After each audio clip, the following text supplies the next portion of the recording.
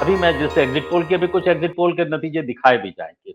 लेकिन ज़्यादातर जो एग्जिट पोल हैं, उन्होंने एक चीज़ तो साफ कर दी है कि 5 राज्यों में ज़्यादा से ज़्यादा 1 या 2 में मुकाबला भारतीय जनता पार्टी मुकाबले में है। तगड़े मतलब जिसको कहें अच्छे मुकाबले में। जी।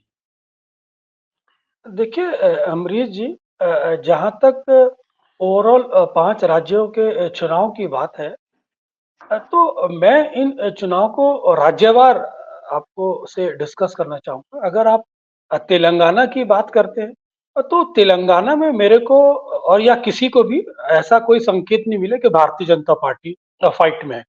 वहाँ पर जिस तरह से पिछले 2 महीनों में कांग्रेस ने एक बढ़त बनाई है और जिस तरह से वहाँ से संकेत मिले कि कांग्रेस की लहर नहीं बल्कि सुनामी वहाँ पर आ गई है और इसके अंदर कांग्रेस का जो चुनाव लड़ने का तरीका, रेवंत रेड्डी और भट्टी विक्रमा का कॉम्बिनेशन, बीआरएस के खिलाफ एंटी इनकम्बेंसी और जिस तरह से माइनॉरिटी का जो एक मैनिफेस्टो कांग्रेस ने वहां दिया, 13% माइनॉरिटी है और वो 45 सीटों पर वहां पर प्रभावित करती है।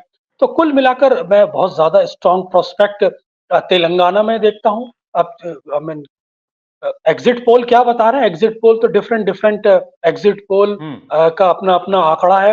ये डिपेंड भी करता है कि किस टीवी चैनल का एग्जिट पोल है। सब चैनल्स के चरित्र को भी देखना पड़ेगा, उनके माइंडसेट को हुँ, भी देखना पड़ेगा और हुँ, उन चैनल्स की जो अभी तक इतिहास है उसको भी देखना पड़ेगा। तो एग्जिट बिल्कुल। पोल के आधार पर तो नहीं कह रहा, लेकिन जितना मैंने रीड किया है, जिस तरह से मैं लोगों के संपर्क में रहा, जिस तरह से मैं साउथ के पेपर रीड कर रहा था, चाहे वो इंग्लिश के पेपर थे, चाहे वो हिंदी के पेपर थे, चाहे वो उर्दू के पेपर थे, तीनों के अंदर मैं यही समानता पा रहा था रिपोर्टिंग के माध्यम से और वहां के एक्सपर्ट्स के माध्यम से कि तेलंगाना में कांग्रेस बहुत स्ट्रांग फाइट में रहेगी और पूर्ण बहुमत प्राप्त कर लेगी। अब रहा छत्तीसगढ़ का सवाल।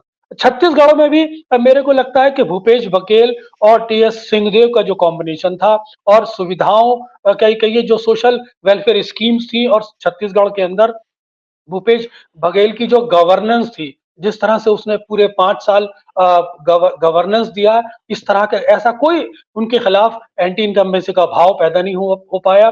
लास्ट के मोमेंट के अंदर जो ईडी और सीबीआई के जो अटेम्प्ट किए गए सट्टा महादेव के माध्यम से थोड़ी बहुत उसने एक परसेप्शन जरूर खराब करने की कोशिश की, भारतीय जनता पार्टी के पक्ष में माहौल बनाने की कोशिश की। लेकिन कुल मिलाकर जो भूपेश बघेल थे वो जमीन पे बहुत मजबूत नजर आए।